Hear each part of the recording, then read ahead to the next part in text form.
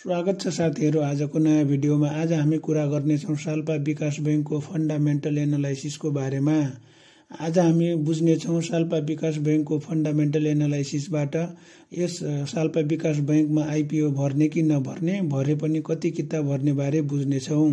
त्यसकारणले यो भिडियोलाई हेरेर अन्तिमसम्म साथ दिनुहोला। भिडियो मन पर्यो भने लाइक, शेयर र सब्स्क्राइब गर्न नबिर्सिनुहोला। आउनु सुरुमा कुरा गरौँ साल्पा विकास बैंकको परिचयबाट। साल्पा विकास बैंक लिमिटेड एक क्षेत्रीय बी क्लास बैंक हो जसको मुख्य कार्यालय खोटाङ दिक्तेलमा रहेको छ। यो बैंकले हाल पौष महिनाको 16 गतेदेखि आईपीओ मार्फत आफ्ना शेयर सर्वसाधारणका लागि बिक्री खुल्ला गरिसकेको छ। कुल 52 करोड 23 लाख बराबरको शेयरमा 33% हिस्सा आईपीओमा खुल्ला गरिसकेको छ। वित्तीय स्वास्थ्य विश्लेषण। अब हामी कुरा गर्नेछौँ साल्पा विकास बैंकको वित्तीय स्वास्थ्य विश्लेषणको बारे। आर्थिक वर्ष 2080-81 मा साल्पा विकास बैंकको प्रति शेयर आम्दानी 0.09 रहेको छ। त्यसैगरी प्रति शेयर नेटवर्थ 101.20 रहेको छ। अन्य विश्लेषणमा कुरा गर्नुपर्दा नम्बर 1 मा रहेको छ पुँजी पर्याप्तता। बैंकको पुँजी पर्याप्तता राम्रो अवस्थामा छ, सजिलो बैंकिङ नियम भन्दा माथि छ। उच्च कार्यले दर्शाउँछ कि बैंकले जोखिम सामना गर्न पर्याप्त पुँजी राखेको छ। नम्बर 2 मा रहेको छ नन पर्फर्मिङ लोन एनपीएल दर लगभग 6.9% रहेको छ, जुन बैंकको खराब ऋण जोखिम संकेत गर्छ। यसले यस क्षेत्रका बैंकहरू भन्दा अलि बढी जोखिम देखाउँछ। पारस्परिक रूपमा कम एनपीएल राम्रो संकेत हो किनकि यसले बैंकको ऋण वित्तको स्वास्थ्य राम्रो रहेको देखाउँछ।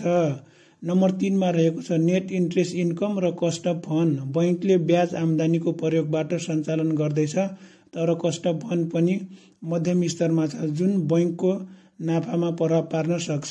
4 मा रहेको छ लोन एन्ड एडभान्सेस।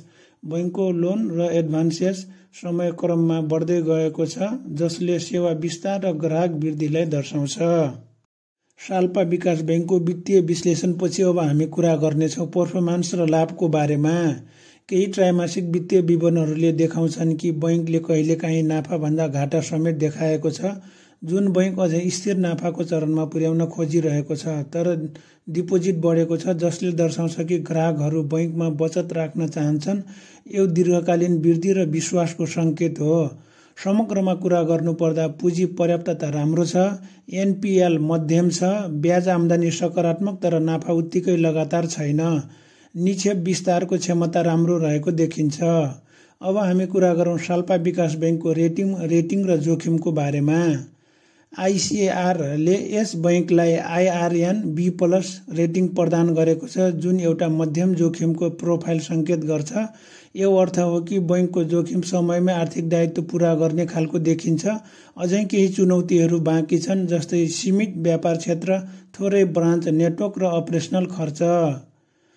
रेटिङ र जोखिमपछि अब कुरा गरौँ साल्पा विकास बैंकमा लगानी गर्ने कि नगर्ने भन्ने बारे।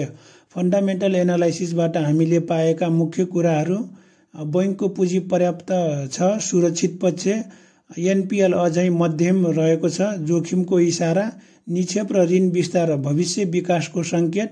निष्कर्षमा कुरा गर्नुपर्दा यो बैंक दीर्घकालीन लगानीका लागि सोच्न योग्य हुन सक्छ, तर जोखिम र नाफाको निरन्तरता हेर्न जरुरी छ।